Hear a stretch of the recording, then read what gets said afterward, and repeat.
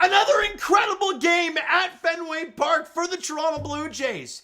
And if you're looking for offense, you might want to look the other way because, hey, who cares? I actually sound like a Boston accent. Anyways, the Blue Jays win it 2-1 in 11 innings over the Red Sox today. What pitching performances you saw from both sides, but I don't really care about Boston whatsoever. So for the Blue Jays wise, what pitching performances we saw tonight at Fenway?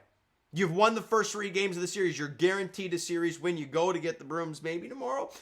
Maybe. We'll see. It's hard to do so at Fenway Park, but we'll see. The Jays are now 8-5. They've won 3 in a row. And let's get to the fun stuff. Let's get to the game and talk about what we just witnessed. All right?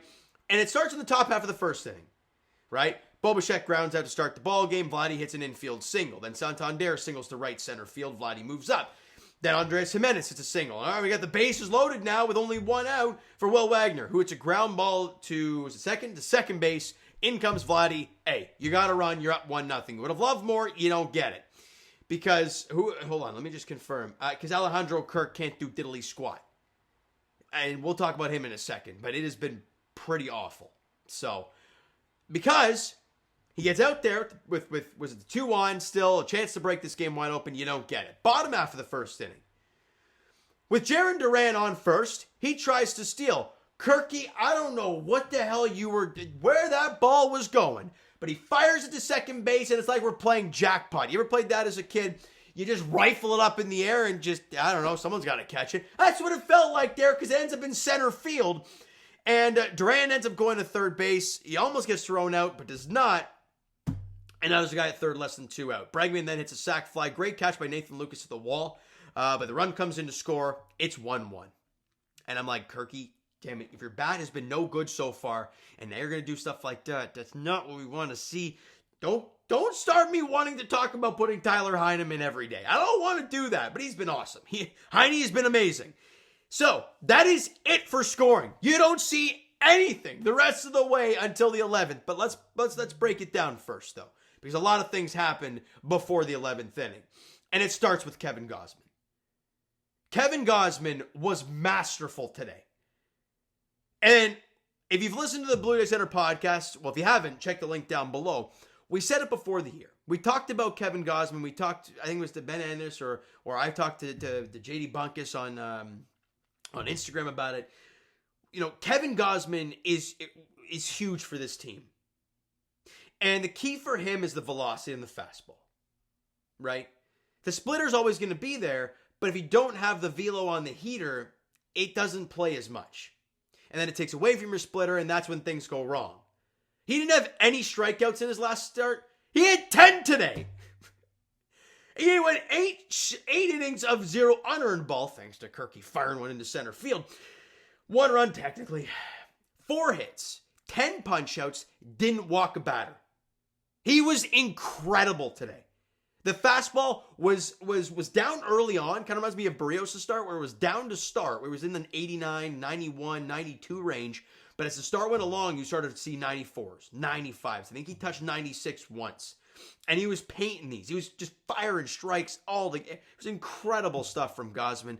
One of his last strikeouts of the game where he painted 95 down and away. And I'm like, no one's doing anything with that. Just incredible stuff from him. He was masterful. The Wizard of Gaz is back. He was outstanding.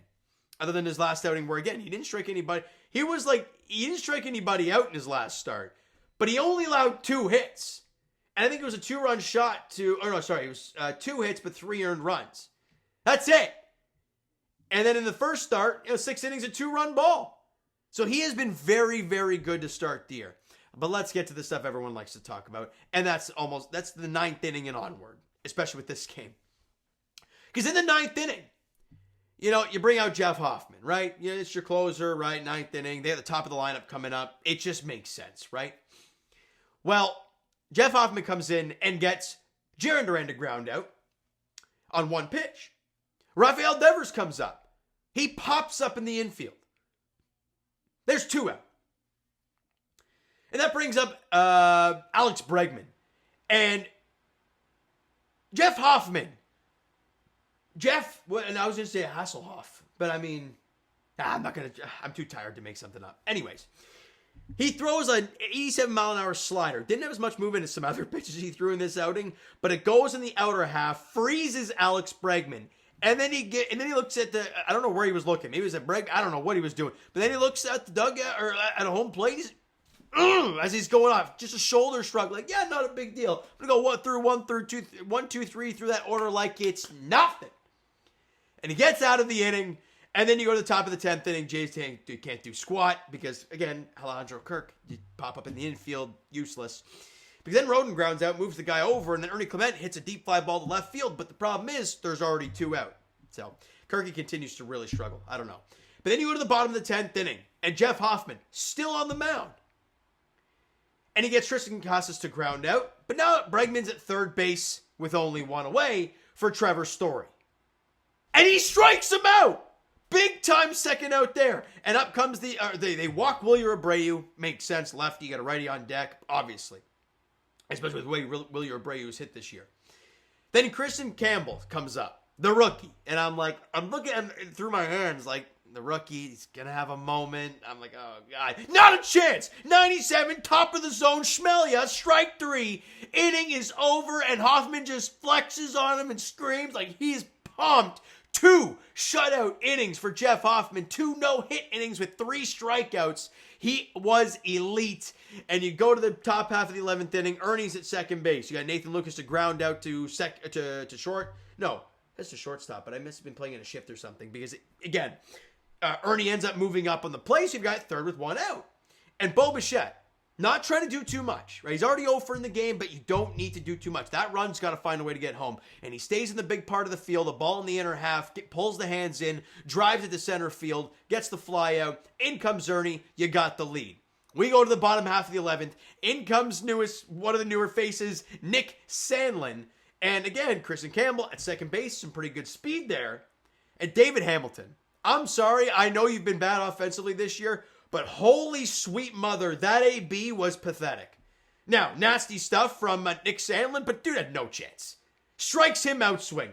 They bring in Rob Ruffsnyder. He pops out to Alejandro Kirk, and Jaron Duran grounds out to Andres Jimenez at second to end the ball game.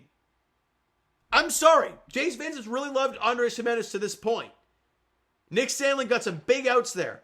And you got those 2 guys for Spencer Horwitz, who has not played a game this year. Just going to leave that out there. Just an incredible game overall. Offensively, yeah, it was no good. You had 6 hits total. Vladdy had 3 of them, 3 for 5 of the runs scored as the contract gets made official for him. Santander 1 for 4. Andres Jimenez 2 for 3 with a walk in the game. Got on base 3 times. And Alejandro Kirk, let's talk about it. 0 for 4 with a strikeout today. He's hitting 250 with a 244 on base. When your on base is lower than your batting average, there's an issue. He doesn't have a walk this year, and the at-bats just have not been any good. Flyouts, ground out into double plays, it's just what he's been doing. It's pretty rough to watch. And I talked about it yesterday. He had 2 hits, but they were both hits when it didn't really mean anything. All the at-bats he had when things meant something, he didn't do anything for you. So it was a really tough game yet again for Kirk, and even on the defensive side of things, firing that ball in the center field, it's no good. You got to be better. You got the big contract now. You got to be better. But you win the ball game. We'll put it behind us right now. Kevin Gausman, as we talked about, 8 innings, 4 hits, 1 run, unearned, 10 punch-outs, didn't walk anybody. Elite stuff. Jeff Hoffman, elite stuff. 2 innings, no base runners, 3 punch-outs, elite. And Nick Sandlin, clean inning, no base runners, strikeout, picks up the save. And the Blue Jays, more importantly, win their 3rd consecutive at Fenway, are 8-5 in the year, and have a chance to do something crazy tomorrow.